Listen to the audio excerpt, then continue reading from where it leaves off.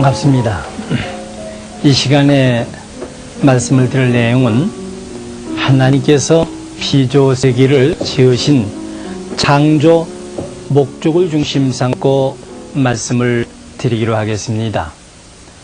창조 목적에 관해서 이해해야 하는 것은 하나님이 인간을 중심한 모든 피조 만물을 왜 창조하신가 하는 창조의 뜻을 알지 못하고서는 하나님으로부터 지음받은 피조물인 인간이나 모든 만물이 존재의 의의를, 즉 삶의 목적을 올바로 이해할 수가 없는 것입니다. 그래서 이 한 시간에는 창조 목적이라는 내용을 중심 삼고 말씀을 드리도록 하겠습니다. 그럼 우선 하나님께서 피조 세계를 창조하신 그 동기가 어디에 있는가 하는 것에 관해서 먼저 알아봐야 되는 것입니다. 결론적으로 말씀드리면 하나님께서 피조 세계를 지으신 창조의 동기는 기쁨에 있다고 말씀을 드릴 수가 있습니다. 창세기 1장 4절 이하에 보면은 피조물을 지으심을 단계적으로 마칠 적마다 보기에 좋다라고 했습니다. 보기에 좋다고 했습니다. 좋다는 것은 곧 기쁨이죠. 그러면 결론적으로 하나님께서는 피조 세계를 지으신 근본 뜻은 기쁨에 있다고 보게 되겠습니다. 그럼 사실인가 하는 것은 이제 하나님을 닮아난 인간의 성품을 미루어 보아서 알기로 하겠습니다. 인간에게 나타나는 성품은 결국 하나님의 성품을 닮아난 것이라고 보아야 되는 것입니다. 그럼 그런 면에서 많은 사람들은 생활하는 데서 반드시 대상을 찾아서 그 대상과 주고받으며 살아가고 있는 것입니다. 실예를 든다면 제가 지금 입고 있는 이 옷도 내 앞에는 대상이죠. 제가 가지고 있는 백목도 대상입니다. 시계도 대상입니다. 내가 친구를 사귀는 그 친구도 내 앞에는 대상인 것입니다. 결국 내가 가축을 키우며 또는 화치를 키우는 것, 그거 다 대상인 것입니다. 집을 가지며 집의 살림의 구조를 바꾸는 것이며 그 모두 다 일생생활의 필수품, 모두 다 대상으로 봐야 되겠습니다. 그러면 나는 대상을 통해서 무언가 바라는 욕구, 바라는 내용이 있습니다. 내가 추우니까 옷을 입어야죠. 더운 옷을 또는 시원 옷을 입습니다. 그러나 옷에 입은 결과는 어떻게 돌아갑니까? 그 욕구의 결과는 내 앞에 반드시 기쁨으로 나타나야 되는 겁니다. 기쁨이 없을 때는 아무 쓸모없게가 되는 것 아니겠습니까? 또 내가 옷을 사 입었다 하더라도 옷을 입고 내가 기쁨을 느낄 수 없다면 무언가 색깔이가 맞지 않고 무언가 옷이 내가 거북스되면 결국은 벗어버리고 마는 겁니다. 친구를 사귄 것은 기쁨을 나누기 위해서 친구를 사귀는 거 아니겠습니까? 결혼하는 것도 결국은 기쁨이죠. 자녀를 낳고 키우는 것도 부모의 기쁨인 것입니다.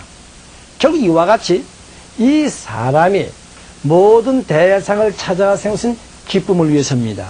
결국 하나님도 그러셨다는 것이죠. 하나님도 사람을 중심 삼고 모든 피조 만물을 창조하신 것은 기쁨을 느끼시기 위한 기쁨의 대상으로 지셨다는 것입니다. 그러면은 기쁨이라는 것은 어느 때 나타나는가? 이 기쁨보다 구체적으로 나를 닮아났을 때 주체를 닮아난 대상을 통해서 기쁨을 느끼게 되는 겁니다. 이러한 원리에서 하나님께서 인간을 지으실 때 창세기 1장 27절 하나님은 자기 형상 곧 하나님의 형상 하나님의 모양대로 사람을 지었습니다. 당신을 닮게 해서 인간을 지었습니다.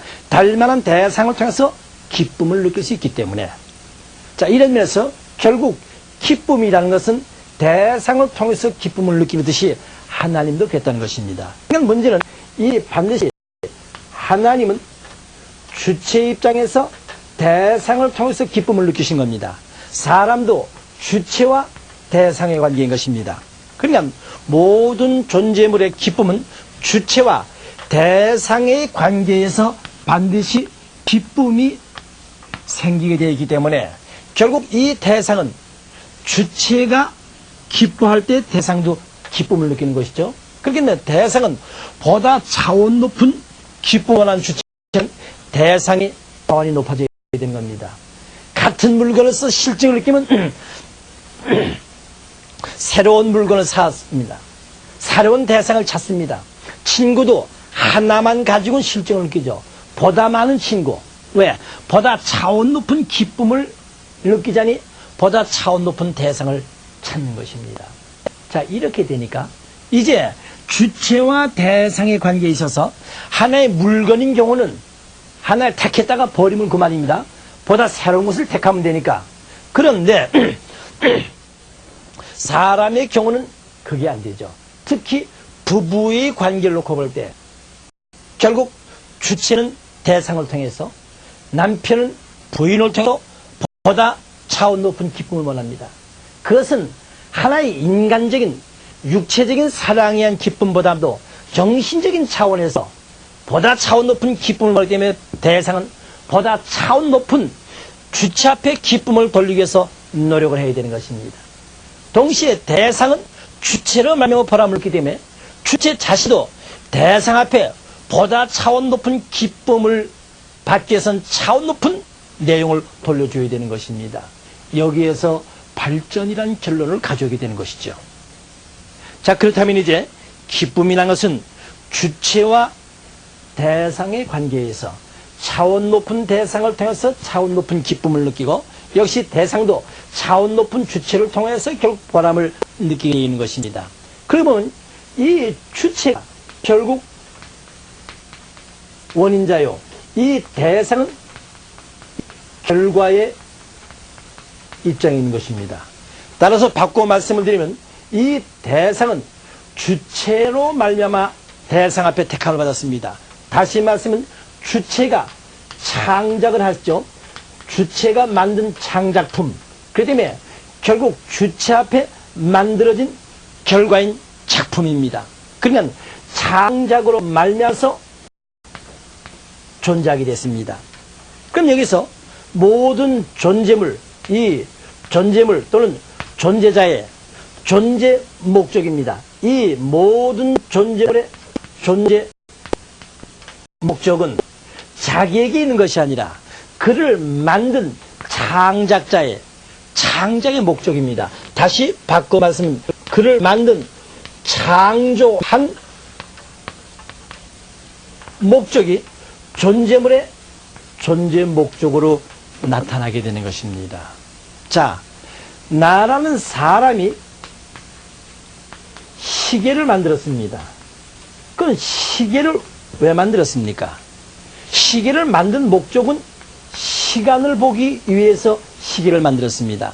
시계가 존재한 목적은 인간에게 시간을 알려주는 겁니다. 시간을 알려주지 못하는 시계에 아무 존재 의의가 없는 것입니다. 자동차가, 사람이 자동차를 왜 만들었습니까? 편리하게 타고 다니기 위해서, 짐을 싣기 위해서 만든 자동차인데, 그 자동차가 움직여 줄 수 없다면, 자동차가 물건을 운반하지 못하고 움직이지 못한 자동차, 아무 존재 의의가 없는 것입니다. 지금 이렇게 테레비 화면을 보고 계십니다. 그럼 테레비를 왜 만들었습니까? 이와 같이 말씀의 내용을 녹화해서 보여드리기 위해서. 그런데 테레비 화면을 통해서 아무도 안 나옵니다. 이거 아무 쓸모 없는 것이죠. 그러면 모든 존재자, 모든 존재물의 존재 목적은 그 스스로 지니는 것이 아니라 그를 존재하게 한 창조 목적이 곧 존재 목적이라는 것입니다. 이렇게 본다면 나라는 사람이 왜 살아가야 되는 삶의 목적을 오늘날까지 몰랐었습니다. 왜 삶 목적을 몰랐는가 하면 사람을 창조하신 하나님, 하나님이 인간을 왜 창조하셨는가는 창조 목적에 관해서 누구도 설명해 준 분이 없었습니다. 하나님은 과연 피조세계를 왜 창조하시는 건 그 창조 목적을 알 때 비로소 나라는 사람이 왜 어떻게 살아가야 되느냐는 삶의 목적과를 구체적으로 알게 되어 있는 것입니다. 그러면은 하나님은 피조세계를 창조하신 동기가 기쁨이 있다고 했습니다. 그러니까 인간이 왜 살아가야 되느냐는 이유는 결국은 기쁨인 것입니다. 삶의 목적과는 기쁨이 있습니다. 기쁨을 위해서 결국 인간은 살아가는 것입니다. 이렇게 봤을 때 결국 여기서 말은 인간의 기쁨, 내가 소원하고 있는 이 내 기쁨은 나만의 기쁨이 아니라 바로 하나님의 기쁨이 되는 것입니다. 시계가 존재한 목적은 인간에게 시간을 알려주죠. 인간이 시계를 만든 것은 시간을 보게 한 거기 때문에 시계가 시간을 알려준 것은 인간이 시간을 보게 똑같습니다. 창조한 목적과 존재 목적은 같습니다. 의자를 만든 목적은 이렇게 앉기 위한 것입니다. 앉을 수 없는 의자 소용. 의자가 존재한 목적은 사람이 앉을 수 있어야 되는 것이죠. 만든 목적은 사람이 앉는 것입니다. 같습니다. 하나님의 기쁨이 곧 인간의 기쁨입니다. 그러면은 하나님이 피조세계를 지으신 원인이요, 이 인간을 중심하게 피조세계는 결과입니다. 즉 하나님이 주체라고 봤을 때 피조세계가 대상인 것입니다. 그러니까 모든 존재물의 존재 목적은 주체와 대상의 관계에서의 그 뜻이 같기 때문에 모든 존재물의 존재 목적은 이중 목적을 지닌 연체라는 이러한 또 새로운 수로를 쓰게 되겠습니다. 이중 목적을 지닌 연체다, 이런 표현을 하겠습니다. 연체입니다. 결국 주체와 대상은 별개의 것이라 하더라도 때려 떼일 수 없는 불가분의 관계입니다. 원인자의 목이 결과의 목적으로 나타나게 된 것입니다. 그래서 하나님은 당신의 성상과 형상을 닮아는 형상적인 실체 대상. 그래서 하나님을 성상으로 봤을 때 인간은 대상, 형상이기 때문에 성상적인 목적과 형상적인 목적으로도 표현할 수가 있죠. 바꾸어서 말씀을 드린다면은 결국 마음과 몸과의 관계로 표현이 되겠습니다. 결국 마음이 원하는 것은 몸이 원하는 바입니다. 예. 마음의 기쁨은 몸의 기쁨이 되어져야 되는 것입니다. 그래서 같이 모든 존재물의 존재 목적은 이중 목적을 지닌 연체라고 말씀을 드릴 수 있습니다. 그럼 여기에서 창조 본연의 인간, 창조 본연의 인간의 가치 기준은 어디에 있는가? 바로 이중 목적을 지닌 연체, 원인과 결과 입장에서 언제나 원인의 목적을 우선적으로 두는 것입니다. 즉 하나님의 근본 뜻, 하나님이 피조세계를 창조하신 하나님이 원하는 이 전체의 세계죠. 전체 목적을 위해서 사는 사람. 그러니까 이 전체 목적은 결국 개체 목적을 또 보장해 주게 된 것입니다. 모든 존재물, 결과, 존재물의 존재 목적, 개체 목적이죠. 그러나 이것을 창조하신 원인자, 하나님의 목적은 전 피조세계 전체 목적입니다. 몸은 전 마음을 다 보살피죠. 손이 시려면 손은 자기만 장갑기를 원하고 있습니다만 몸은 마음의 생각은 손만 시렸는데 발도 시렵고 몸도 추우니까 손에 장갑만 낀 것이나 온몸이 춥지 않도록 더운 곳을 찾아서 결국 몸을 열을 보호해주게 하는 겁니다. 그렇기 때문에 이 원인자인 마음은 전체를 위해서 전체를 보호합니다. 그러나 존재버린 개체는 자기만을 중심 삼고 나가려고 합니다. 그러나 이와 같은 이중 목적을 지닌 연체이기 때문에 전체의 뜻과 개체의 뜻은 동일한 것입니다. 따라서 개체 목적을 보장해 주지 아니하는 전체 목적이 있을 수 없죠. 또 전체 목적을 떠난 개체 목적도 있을 수 없는 것입니다. 그러니까 전체 목적과 개체 목적은 불가분의 관계입니다.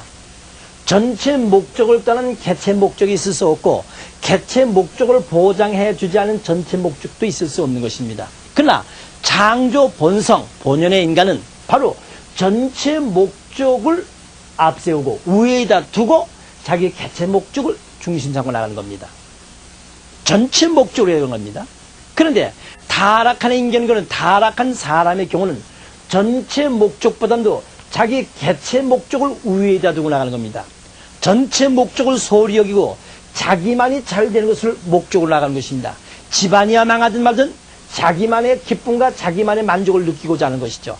나라야 망하든 말든 나만 매점 매석을 해서든 수단 방법 가리지 않고 돈 벌면 된다는 것. 이게 타락한 인간의 경우입니다. 어머니 아버지 어떤 고통을 당하는 것은 나만 좋으면 좋다 이거죠. 이런 식입니다. 회사야 망하든 말든 나만 잘 되면 된다. 나라야 망하든 말든 한때 이런 예가 있었죠. 기업은 망하더라도 기업인은 망하지 않는다는 그런 얼마 전까지만 그런 속담이 있었습니다. 바로 그런 얘기죠. 예. 전체야 망하든 말든 자기 개체 목적만을 중심상으로 나가는 것, 이게 타락한 인간의 생활 관습입니다. 그러나 본연의 인간은 나보다는 전체를 위해서 총소에서 말씀을 드렸습니다. 인격자, 전체를 위해서 내가 희생 봉사할 때 전체가 잘 되면 내 개체도 그만큼 기쁨이 보장되는 겁니다. 6.25 사업이 일어났을 때 어떻습니까? 결국은 비난을 가서야 되고 인민 괴뢰군대한테 희생을 당하고 얼마나 많은 산 생명을 뺏겼습니까? 바로 이거죠. 그러니까 전체 목적을 보장하지 않은 개체 목적은 있어. 이 개체 목적을 보장하지 않은 전체 목적이 있을 수 없고 전체 목적을 따르는 개체 목적이 있을 수 없다는 것입니다. 이런 면에서 다만 어느 내용을 우위에다가 전체 목적을 우위에다 두고 살아갈 때 본연의 기쁨을 느낄 수 있다는 것입니다. 이렇게 본다면 인간은 나만이 잘 먹고 잘 입고 잘 살 것이 아니라 우선 하나님이 원하신 기쁨을 실현시키기 위해서 이렇게 되는 것입니다. 하나님의 기쁨이 곧 내 기쁨이 되는 것입니다. 내가 아무리 기뻐하더라도 하나님이 기뻐하실 수 없단다면 그 기쁨은 나에게 고통이요 괴로움으로 나타나게 되는 것입니다. 양심의 고통을 느끼고 본심이 후회하는 내용이 바로 무엇입니까? 바로 이겁니다.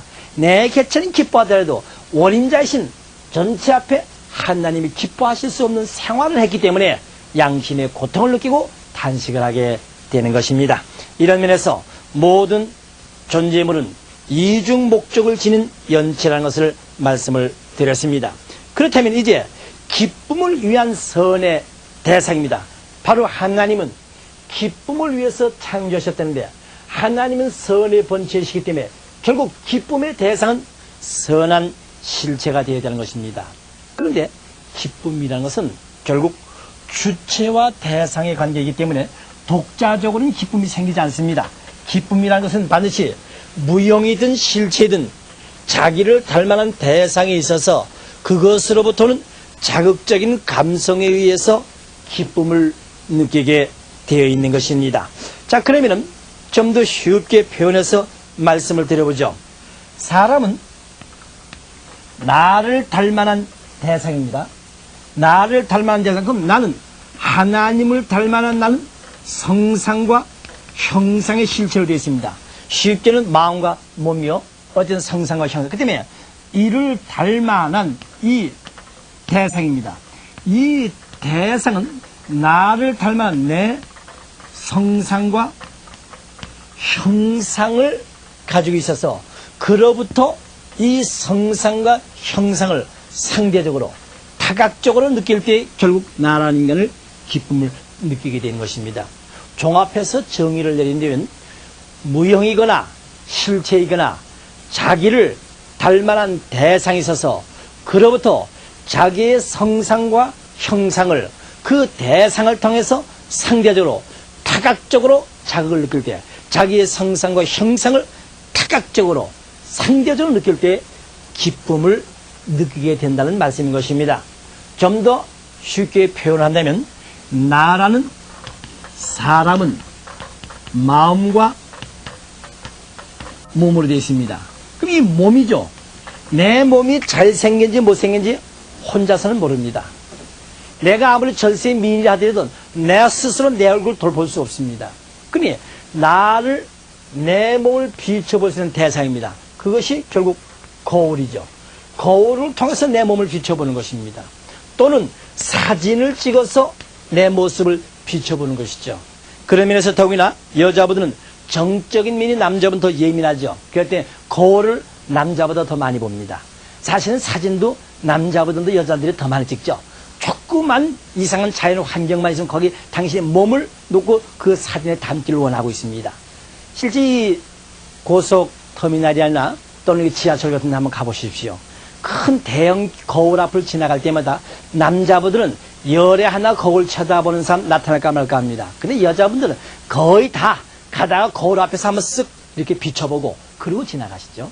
그만큼 정적인 감정이 예민하기 때문에, 즉 자신의 대상을 비춰봐서 기쁨을 느끼는 겁니다. 아니면 제3자 타인을 통해서 참 너 옷 좋은 거 입었다. 그럼 기분 좋죠. 내가 옷 사입는데 뜨뜨름 했는데도 옆에 있는 동료가 야, 너 참 좋은 옷 사 입었다. 그거 어디서 사봤냐? 기분 좋습니다. 내가 아무리 비싼 나름대로는 좋다고 사 입고 나가는데 야, 너 어떻게 그런 색깔을 맞추느냐? 몇 사람 만나는 사람마다 한번 얘기해 보세요. 그 다음에 다시는 입고 나가고 싶지 않은 것입니다. 바로 이겁니다. 기쁨은 나를 닮아난 대상을 통해서, 그 다음에 대상을 통해서 내가 그들을 비춰줘야 되는 것입니다. 그러면 보이지 않는 마음의 대상은 뭡니까? 그것은 바로 내가 만든 작품이 되겠습니다. 내가 만든 작품은 보이지 않은 내 성품을 전개시킨 것이죠. 작품을 통해서. 그 때문에 보다도 내 마음을 구체적으로 닮았다고 했을 땐 남한테 자랑하고 싶지요. 쓸 줄도 모르는 시를 써가지고 어디 여행 갔다 시를 써가지고 친구한테 내가 시를 썼다 있습니다. 상대방은 듣지도 않고 자기 혼자 열이 나가지고 막 읽고 야단입니다. 뭡니까? 보이지 않는 마음의 대상인 것입니다. 또는 그 사람이 살아온 생활 내용이 마음의 표현이죠. 그 때문에 나이를 잘 쓰신 분은 회고록을 쓰죠. 일기를 쓰죠. 과거를 회상해 봅니다. 그를 통해서 과거의 자기 자신, 즉 보이지 않는 마음에 대한 거울로서 자극을 느끼게 되는 것입니다. 그러면은 이 마음과 몸을 합한 것, 이것이 결국 아들, 딸인 자녀 아닙니까? 나를 그대로 실체로 닮아난 대상. 그렇기 때문에 이와 같이 내 마음과 몸을 합한 대상은 결국 아들, 딸입니다. 이 아들, 딸은 내 성상과 형상을 그대로 닮아난 대상입니다. 제2의 납니다. 그 때문에 자녀를 보고서 실증을 느끼고 자녀를 보고 고통을 느끼는 부모 없죠. 자녀를 보면 볼수록 기쁘고 장하게. 왜? 제2의 납니다. 제2의 나로서 내적인 성품을 여기다 심어주는 겁니다. 이렇게 봤을 때 결국 기쁨이라는 것은 무형이거든 실체이든 자기의 성상과 형상으로 닮아난 대상에 있어서 그로부터 자기의 성상과 형상을 상대적으로 다각적으로 자극적으로 느낄 때에 기쁨을 느끼게 되어 있는 것입니다. 그런 면에서 하나님도 인간을 지은 것은 당신의 성상과 형상을 닮아난 실제 대상으로 인간을 지으셨다는 것입니다. 자, 그러니까 이제 여기서 우리는 하나님을 충분히 이해하실 수가 있죠. 자, 하나님께서는 당신의 성상과 형상을 닮아난 인간을 지으셨습니다. 그러면은 인간의 기쁨이 곧 하나님의 기쁨. 그래서 인간이 기쁘게 살아갈 수 있는 대상으로 만물을 지어주시고 만물을 주관하셨던 것입니다. 하나님은 창세기 1장 27절에 자기 형상된 인간을 지어서 창세기 1장 28절에 너희들이 생육하여서 개성완성 완전히 나를 닮아서 그 다음에 내가 원하는 너와 같은 아들, 딸을 낳아서 만물을 주관하면서 살라는 3대 축복을 허락해 주셨던 것입니다. 그런데 이 인간 조상 아담 해와는 결국 하나님의 말씀을 불신하고 타락했습니다. 하나님은 인간을 사랑해 주시는데 인간이 하나님 앞에 기쁨을 돌려드리지를 않습니다. 그러니 하나님이 어떻게 했나 한번 생각해 보세요. 결국 여기서 하나님께서는 이 인간을 통해서 기쁨을 느낄 수 있는 대상을 지어드렸죠. 하나님은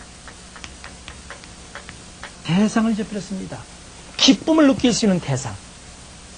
그런 결과적인 면에서는 하나님은 기쁨을 느끼시는 하나님이 아니라 오히려 대상을 잊어버렸기 때문에 슬픔과 더 나아가서는 고통이죠.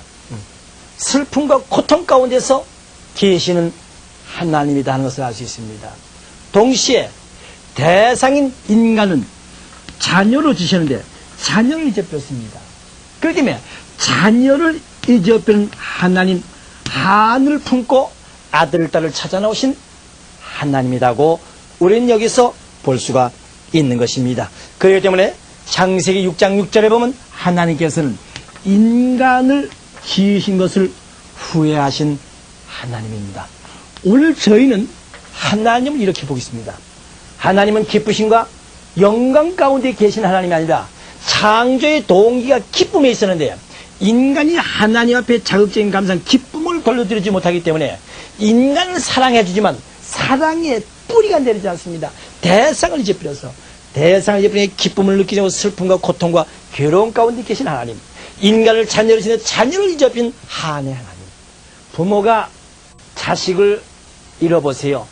운명할 때 눈을 못 감고 운명하지 않습니까? 더욱이나 사랑의 본체이신 하나님 어떻게나 생각해 보세요. 정말 이 우주 만물의 창조가 인간을 통해서 기쁨을 느끼는 아들, 딸로서 최고의 정성, 자기 형상, 하나님의 형상들을 지은 인간이 타락을 했습니다. 하나님 가슴에 못이 베끼지 않았겠습니까? 한의 하나님입니다. 기쁘심과 영광 가운데서 복 주시는 하나님이 아니라 자녀를 잊어버리신 하나님의 고통과 괴로움 가운데서 지금도 당신의 사랑의 뜻을 깨닫고 당신 품 안에 돌아오시는 자녀를 찾아 나오시는 하나님, 2000년 전 독생자 예수님을 왜 보내주셨습니까? 2000년 전 당시에 예수님께서는 내 아버지께서 쉬지 않고 일하시는데 아들은 내가 어찌 쉴 수 있냐고 말씀하셨습니다. 당시의 유대민족들은 안식일을 철두철미하게 지켰는데 예수님은 안식일 날 병 고쳐주면서 안식일 날 예수님은 권능을 행했습니다. 유대민족, 너는 어째야 안식일을 범하냐 했을 때 네, 아버지께서 쉬지 않고 일하시는데 아들인 내가 어찌 쉴 수 있겠는가? 바로 그렇습니다. 자녀를 잊어버리신 하나님이 안식일 날 쉴 수 있으시겠습니까? 지금 이 순간도 마음을 열어놓으시고 당신의 마음을 찾아 들어오는 자기의 잘못을 뉘우치고 하나님 앞에 기쁨을 돌려드릴 수 있는 사랑의 실체로 나타나기를 얼마나 고대하고 계십니까? 따라서 이 타락한 인간의 경우는 어떻습니까? 이 인간은 본연의 인간 자신의 자기 가치를 상실했습니다. 자기가 몇 프로 채도인지 가치를 모릅니다. 에레미야서 17장 9절에 볼 것 같으면 바로 만물보다도 거짓된 인간이라고 했습니다. 썩어질 것에 종노릇하는 인간. 예. 본연의 자기 가치를 상실했습니다. 그냥 자기 자신이 왜 살아가야 되는, 왜 사냐는 삶의 목적을 모릅니다. 삶의 목적을 몰라요. 삶의 목적과를 모르니까 결국 자기 신분을 다 잊어버렸죠. 따라서 이 인간은 하나님이 인간의 아버지인데 이 인간의 아버지인 줄 모르고 있습니다. 그렇기 때문에 결국 하나님의 구원 섭리를 불신하고 나오고 있지 않습니까? 이게 현실의 인간들입니다. 따라서 인간은 자기 위치를 모르기 때문에 성경에 보면 이 인간은 종으로서 살아가고 있습니다. 심지어 노아 때문에 종의 종이죠. 아브라함이 이유를 중심 삼고 종의 시대로 종이 되어 살고 있으면 자기 신분 위치를 모릅니다. 그러면서 무조건 하나님 앞에는 축복 달라고 띠거지 쓴 겁니다. 아버지, 나 잘못했습니다. 다시는 죄 범하지 않을 테니까 나에게 복 주십시오. 띠거지 쓰고 있습니다. 우리 한번 생각해 봅시다. 아무리 부모가 잘 산다 하더라도 자식이 개망난이가 되어서 돈만 주면 갖고 나가서 그저 탕진하고 사업권 내고 범위로 들어옵니다. 툭 하면 더 돈 달라고 합니다. 부모가 돈 주기 쉽습니까? 한두 번 썩지요. 밑 빠진 독에 물 붓기 시간 아닙니까? 오늘 타락한 인간, 하나님이 사랑을 안 해주신 것 아닙니다. 사랑을 해주신데 사랑을 받을 수 있는 기준을 갖추지 못했어요. 그뿐 아니라 만물은 지금 어떻게 되는가? 로마서 8장 19절에 보면 모든 만물이 탄식하나니 하나님의 아들, 딸이 나타나를 고대하십니다. 만물도 인간으로부터 사랑을 받지 못합니다. 인간도 사랑을 받지 못하니까 만물이 탄식하는 것이죠. 자기를 주관해서 주인이 나타나기를 원하고 있는 것입니다. 이렇게 봤을 때 오늘 나라는 사람은 나 한 개체만의 만족을 위해서 내 한 개체만의 이익을 위해서 살아가게 되지 않습니다. 나라는 인간은 우위로는 하나님 앞에 기쁨을 돌리고 아래로는 모든 피조 만물을 사랑을 베풀어줄 수 있는 주인의 입장. 하나님은 인간을 당신의 자녀로 지셨습니다. 성경에 본 자기 형상, 하나님의 형상, 하나님의 몸으로 지셨습니다. 하나님의 몸으로 지셨기 때문에 하나님 내 몸 가운데 거셔서 모든 역사를 하시겠다는 거죠. 따라서 하나님은 인간을 모든 피조 만물의 주인공으로 세우신 것입니다. 만물의 주인공으로 세우셔서 하나님이 이 모든 만물을 인간에게 상속시켜 주시겠다는 거예요. 상속. 너는 내 대신해서 만물을 사랑하고 만물 앞에 기쁨을 즐기면서 살아가라. 이것이 하나님이 인간에게 사랑해 주시는 하나님의 축복의 역사인 것입니다. 그러면은 정말 하나님이 인간에게 주시고자 하신 사랑의 내용, 축복의 내용이 어떤 것인가 좀 더 구체적으로 말씀을 드려보겠습니다. 그러면 하나님이 인간에게 주시고자 하신 축복의 내용은 창세기 1장 28절에 기록이 되어 있습니다. 하나님이 인간에게 주신 가장 큰 축복입니다. 3대 축복입니다. 그럼 하나님이 인간에게 주신 3대 축복의 내용은 결국 너희들이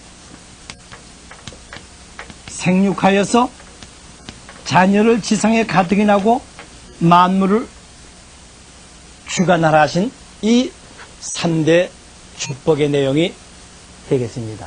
그럼 여기에서 생육, 개성, 완성한 인간 어디런 경우냐 하는 것입니다. 개성 완성한 인간입니다. 하나님을 중심 삼고 이성 실체로 분립된 마음과 몸이 잘 주고받는 것입니다. 마음이 원하는 대로 몸이 주고받아서 하나가 된 사람이죠. 완전히 하나님을 닮아난 사람이 되겠습니다. 이와 같이 하나님을 중심 삼고 완전히 일체를 이룬 사람, 이런 사람을 생육 개성완성한 사람입니다. 그래서 생육 개성완성한 이러한 형태를 제1축복이라고 말씀을 드리겠습니다. 제1축복 개성완성한 사람입니다. 그러면 다시 말씀해서 이 사람은 어떤 사람인가? 이미 하나님의 성상과 형상대로 이성실체로 분립된 인간, 마음과 몸은 하나님의 성상과 형상입니다. 그니 마음은 하나님의 심정과 사랑을 떠나서는 움직일 수 없죠. 하나님의 뜻을 깨달아서 마음이 원하는 대로 몸이 주고받은 사람은 하나님의 뜻대로 사는 사람입니다.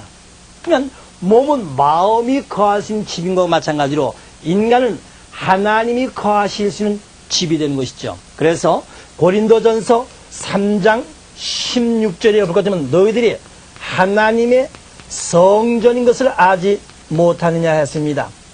하나님이 거하실 수 있는 거룩한 집입니다. 더 나아가서 하나님이 거하시는 거룩한 집이니까 하나님이 내 몸 안에 거하시는 것은 하나님과 나라 떼려 뗄 수 없는 일체 불가분의 관계인 거죠. 일체로 이룬 겁니다. 요한복음 14장 20절에 내가 하나님 안에 너희가 내 안에 내가 너희 안에 거하는 것을 알지 못하느냐. 그러니까 자연적으로 이 인간은 완전히 하나님을 닮아나게 되는 것입니다. 그래서 예수님께서는 너희들이 하늘아버지 완전하신 같이 너희들도 완전하라고 말씀하신 것입니다.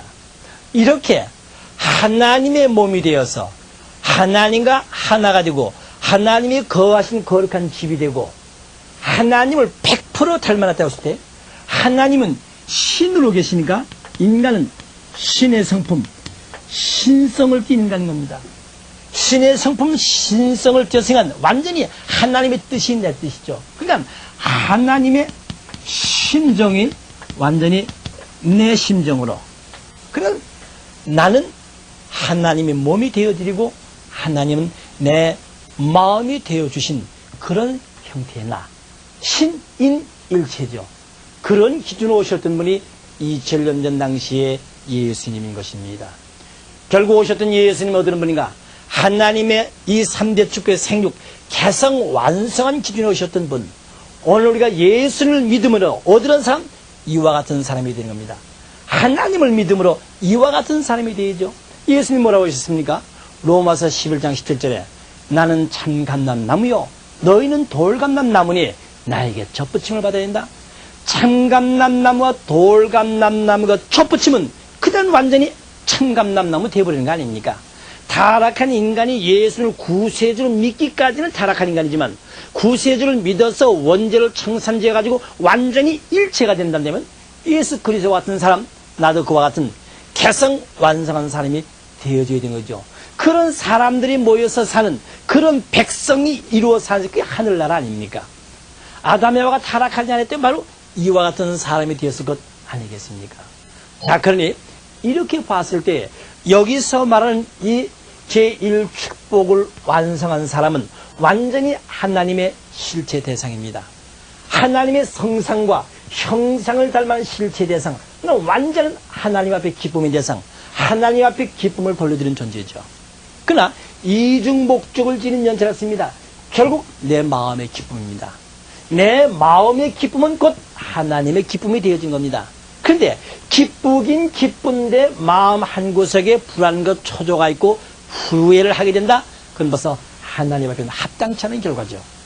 그래서 이와 같이 제1축복 개성 완성한 인간, 하나님의 실체 대상으로서 하나님 앞에 완전히 성상과 형상을 돌려드리는 완전한 대상, 완전한 하나님의 기쁨의 실체, 그것은 인간 스스로에도 기쁨이 되어지는 것입니다. 바로 우리가 오늘 학문을 닦고 노력을 하는 것 바로 여기 있습니다. 영원한 대체의 기쁨을 누릴 수 있는 진리의 실체가 되는 것입니다. 내가 왜 살아가는 이유로부터 삶의 목적관에 가는 원칙을 모르면은 아무리 내가 부귀의 영광을 누린다 하더라도 마음에는 불안과 고통이 떠날 길이 없는 것입니다. 그렇기 때문에 하나님이 인간을 지으셨던 근본 창조 목적 기쁨이 있는데 그 기쁨을 실을 수 있는 구체적인 내용, 하나님이 인간에게 주신 이 세 가지 축복을 실현시켜 나가는 겁니다. 근데 아들, 딸 놓고 만물을 재산 갖고 사는 건 쉽습니다. 가장 기본적인 것, 제1축복 생육 개성 완성한 겁니다. 이것이 어렵습니다. 자, 이런 면에서 이제 우리는 하나님의 말씀을 중심 삼고 이와 같이 하나님을 믿음으로 주님으로 말미암아서 완전히 하나님의 심정을 체험할 수 있는 내가 되는 것입니다. 그런데 문제는 이 심정상속이라는 거죠. 심정상속이라는 것은 학문으로는 되어지지 않습니다. 학문은 되어지지 않습니다. 온전히 같은 생활권 내에서 같은 생활을 통해서 체험을 통해서 심정상속이 되어집니다. 예를 든다면요, 부모가 농촌에서 농사를 지면서 자녀를 도시로 유학을 보냅니다. 그런데 그 도시에 가서 유학하던 자식이 같은 친구인 대학생들과 집에 왔다가 집 앞에서 아버지가 부친이 이 걸음장구를 지고 가는 것을 보고 친구가 저분이 누구냐 하니까 우리 집 머슴이라고 했다는 그런 얘기가 있죠. 그런 일화가 있습니다. 이건 심정상속이 안 된 겁니다. 비록 대학교에 가서 유학을 한다 하더라도 여름방학 동안에 겨울방학에 집에 왔으면 아버지와 더불어 같이 땅을 파고 걸음찌개를 져봤을 때 그 걸음찌개를 지며 땀방울 흘리신 아버지가 보태준 학비에 대한 돈 한 푼 한 푼이 부모의 땀방울이 서렸다는 것을 알 때 부모님의 심정을 상속받는 자녀가 되어진 것입니다. 요즘 보십시오. 자녀 교육에 얼마나 실패하고 있습니까? 이 사람은 마음과 몸으로 되어 있습니다. 그러면 이 마음의 무지와 몸의 무지를 깨우쳐주기 위해 보다 더 생활의 편의와 보다 더 생활의 안위를 위해서 학교에서 지식교육, 기술교육을 가르치고 있습니다. 기술 교육과 지식 교육은 학교에서 담당하지만 이 마음이 원하는 것은 지식 교육과 기술 교육이 아닙니다. 바로 어버이 부모님의 사랑의 심정 교육입니다. 심정 교육을 스승이 어떻게 가르칠 수 있습니까? 그것도 한 반에 5, 60명을 데리고 하나의 지식 교육 가르치기도 바쁜데 거기다 심정 교육을 어떻게 전수시킬 수 있습니까? 심정 교육은 것은 1대1에서 아니면 같은 생활권 내에서 피부로 느끼면서 상속받게 되어 있는데요. 결국 집에서 부모가 두서너 명의 자녀를 거느리고 같이 생활하는 가운데서 심정 전달이 되게 되는데 요즘 뭐 들었습니까? 부모님은 살기 전 이 물질 문명의 혜택, 과학 문명의 혜택에 의해서 모든 것 돈을 가지고 물질적으로 편의만 제공해주면 자녀 교육 다 끝나는 줄 압니다. 우리 선조님들 어디였습니까? 우리나라도 지금 현대화돼 가면서 생활이 윤택하다 보니까 정말 자녀 교육 많이 결핍되어 가고 있습니다. 지금 부모님들이 자녀 교육하게 되면 어떻게 하면 그 아이들이 편리하게 살아갈 수 있느냐, 마음의 고통을 당하지 않도록 살아갈 수 있는 도와줄 것이냐, 그렇게만 알고 있습니다. 그렇게 해서는 물질적인 최단 지원해 주는 걸 알고 있죠? 아닙니다. 문화주택과 문화주택 이전의 생활을 놓고 봅시다. 어린이들이 세수를 하게 하기 위해서 부모님, 어머님은 아침 일찍 부엌에 나가서 불을 때워서 뜨거운 물을 데워놓습니다. 한 솥에다가 뜨거운 물을 데다 보니 온 가족이 쓰고 또 쓰는 물이 부족합니다. 그렇기 때문에 물 데워놓고 얘들아 더운 물 하선에 나와서 세수하라고 합니다. 부엌일 하시면서 어머니는 자식들이 세수하는 거 나와 보다가 그 뜨거운 물이 아쉬우기 때문에 가서 씻겨도 주고 코도 풀게 해주고 다 닦아서 들여보냅니다. 거기서 은연중에 자녀들은 부모님의 그 사랑을 치유하게 되는 겁니다. 요즘 뭐 들었습니까? 얘야 시간 됐다. 할 필요도 없죠. 학교 갈 시간 되면 시가 때르릉 울립니다. 자기가 일어나서 욕조에 들어가서 더운 물, 찬물 틀고 세수하고 나옵니다. 어딜 닦았는지도 모르죠. 생활적인 면에서 감정이 멀어집니다. 심정, 정적인 관계에서 거리가 멀어집니다. 그러다 보니까 좀 핵가족이란 부모를 몰라보는 핵가족 시대에 있어서의 개체의 이기주의인 코 양식을 자꾸 양성화시켜 나가고 있습니다. 저는 문제점이 달라져나가는 것이죠. 결국 이 마음의 교육은 심정상속, 심정교육입니다. 어머니, 아버지가 자녀를 곧 눈물 흘리며 호소하고 너희 가문, 너희 조상은 우리의 조건 이렇게 살아왔노라고 조국가를 심어주고 가정의 명예를 심어줘야 되는데 오늘 그런 거 되어지고 있습니까? 야 이놈아 학교에 가서 좋은 성적 따가지고 좋은 학교 가가지고 좋은 직장 들어가야 돼. 그러면 출세하는 것으로 알고 있습니다. 그것이 다입니까? 우리나라보다도 잘 산다는 미국이나 일본 선진국가들 봅시다. 얼마나 비참한 죄악 역사가 벌어집니까? 저희들이 외국에 갈 길이 있어서 소양교육을 받으러 갔을 때 어느 정부기관 직원이 나서 첫 하는 얘기가 미국에 가시거들랑 수첩에다가 돈을 넣고 다니지 마십시오 하는 얘기를 합니다. 돈도 여기 10원짜리, 100원짜리, 1000원짜리 따려 넣어서 버스나 택시를 타려면 거기에 해당되는 돈 주고 끝내고 담배 사고 싶으면 담배 살 때는 거스름 돈 받을 생각하지 말고 그렇게 얘기합니다. 왜? 매년 우리 한국식으로 지갑에서 돈 꺼내고 돈 집어넣고 나갔다간 얼마 못 가서 벌써 칼침 받게 돼 있다는 거죠. 다 털리게 돼 있다는 것이죠. 또 하는 얘기가 아예 해 넘으면 될 수 있으면 거리에 나가지 말라고 합니다. 이게 선진국가의 실정입니다. 우리나라는 어디 들었습니까? 요즘 젊은 청소년들을 중심 삼고 이와 같은 양상이 급증하고 있지 않습니까? 원인이 어디있습니까? 과거보다도 얼마나 많은 생활적인 환경으로 좋게 보호해주고 있습니까? 지식교육, 기술교육을 위해서 얼마나 살기적 환경이 보장되고 있습니까? 그런데 역비로 젊은이들 윤리도덕을 찾아볼 수 없는 가치관은 몰락돼 나가고 있습니다. 원인이 되십니까? 결국 심정교육입니다. 이거 잘못됐습니다. 인간교육은 육신만이 아니라 마음과 몸의 주체가 마음입니다. 그 때문에 이 마음의 방향에서 결국 하나님이 인간에게 상속시켜 주시고자 하시는 것은 피조 만물 세계를 창조하신 동기와 돌아가서 그것을 실현시킬 수 있는 기쁨의 생활, 만물을 주관하면서 만물의 주인의 자격을 갖추길 원해서 생육하는 개성 완성의 기간을 첫째 조건으로 주셨던 것입니다. 그런데 그만 아담 에와는 하나님의 말씀을 순종하고 자라 성장 과정에서 불신하고 그만 타락하고 만 것이죠. 자, 그러면 제2 축복을 또 말씀을 들어보겠습니다. 그럼 제2 축복은 이와 같이 하나님의 신성과 신정을 진 인간이 하나님을 중심 삼고 이성 실체로 부를 때는 그들은 이제 부부가 되는 겁니다. 부부가 돼서 하나님이 축복해준 결혼을 하게 되면 비로소 자녀를 낳습니다. 이 자녀는 완전히 하나님을 중심 삼고 이와 같은 하나님을 중심한 사위기들을 이루는 것입니다. 하나님을 중심 삼고 남편과 부인 그리고 자녀. 그래서 이것을 가리켜서 이 제2 축복을 가정적인 사위기대라고도 표명을 합니다. 가정적인 사위기대.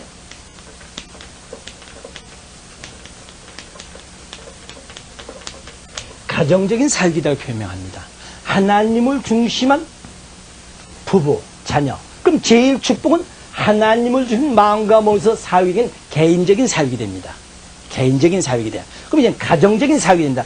이렇게 해서 이네들이 세계를 주관하며 아들, 딸을 지상에 가득히 낳는 것입니다. 그럼 여기서는 이 부부는 이와 같은 하나님의 신성과 신정을 지닌 부부입니다. 설사 생활적인 조건이 각각 다른 가운데서 만났다 하더라도 하나님의 뜻, 하나님의 사랑을 중심 삼고 만난 부부이기 때문에 상충과 모순이 있을 수 없습니다. 비록 몸은 별개라 하더라도 마음이 부인의 마음이나 남편의 마음이 하나입니다. 그러면 완전히 일치를 이루는 것이죠. 그러나 몸은 하나가 됐다도 부인이 생각하는 마음의 기준과 남편이 생각하는 마음의 기준이 다르다면 그건 반면 의견 충돌, 싸우는 겁니다. 부부끼리 의견 충돌이 벌어졌을 때 그 자식들은 무엇을 본받습니까? 그렇기 때문에 부부가 만나서 사는 것도 중요하거든 보다 먼저 마음이 하나가 되어 있는 생활이 중요한 것입니다. 예를 들어볼까요? 농촌에서 자라난 신부와 도시에서 성장한 상인의 아들하고 결혼했다고 봅시다. 생장 과정부터가 달라요. 비록 젊음에 의해서 부부끼리 한 몸을 이뤘을지는 모르지만 생활 양식 가치 기준 판단 기준이 다릅니다. 행복할 수 있습니까? 또 교사 집안의 따님하고 또는 그야말로 도시의 노동자의 집안의 아들하고 결혼했다고 봅시다. 가치 기준이 같을 수 있을까요? 의사 집안의 따님하고 또는 상인의 아들하고 생각하고 위생관념이 의사소통될 수 있을까요? 판단, 의견 충돌이죠. 20, 30세가 되도록 자기 성장한 과정에 각각 다른 사람들이 만났을 때 생활적인 습관이 몸에 배는데 같이 하나가 될 수 있습니까? 근데 요즘 보십시오. 툭 하면 이혼이죠. 이제는 아들, 딸 낳고 살다가 이혼해버립니다. 이혼의 자유를 보장할 정도로 지금 얼마나 급격히 늘어나가고 있습니까? 거기서부터 파생되는 자녀들을 생각해 보셨습니까? 이런 문제죠.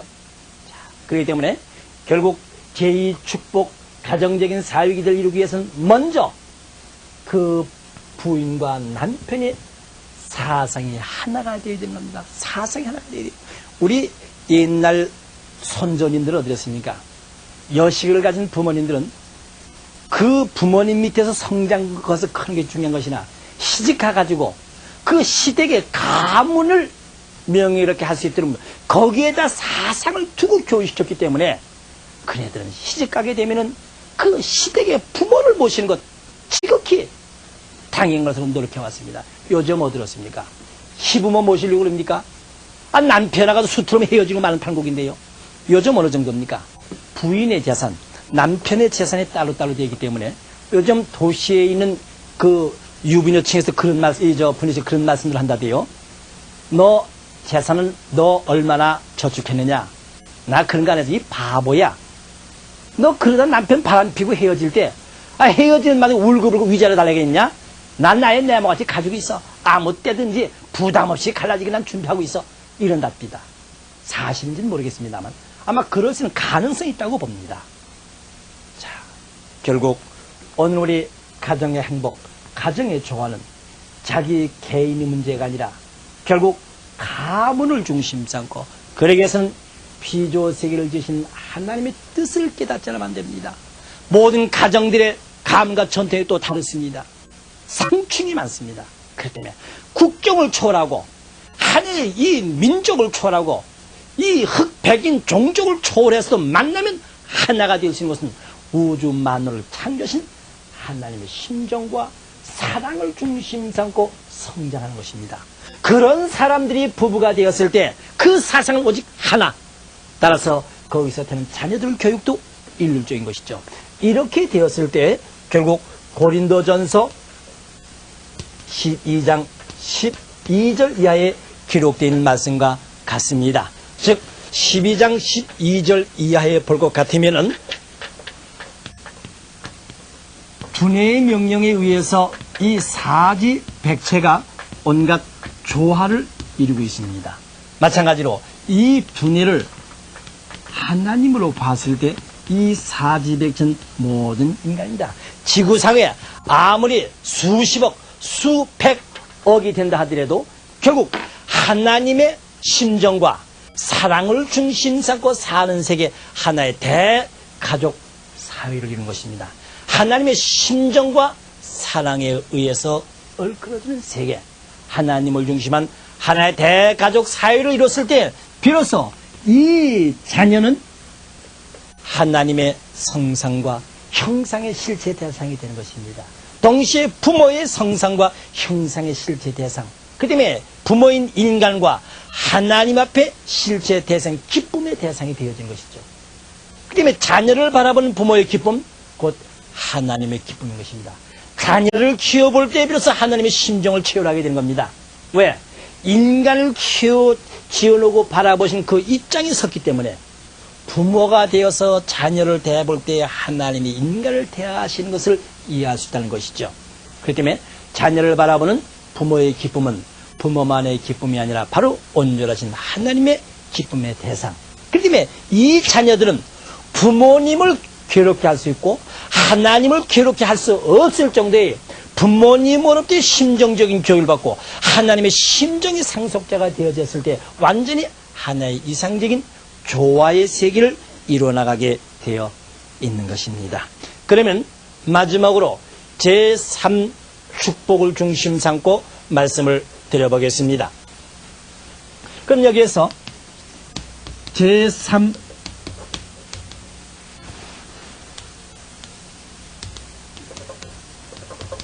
축복의 내용은 결국 만물을 주관하신 내용입니다.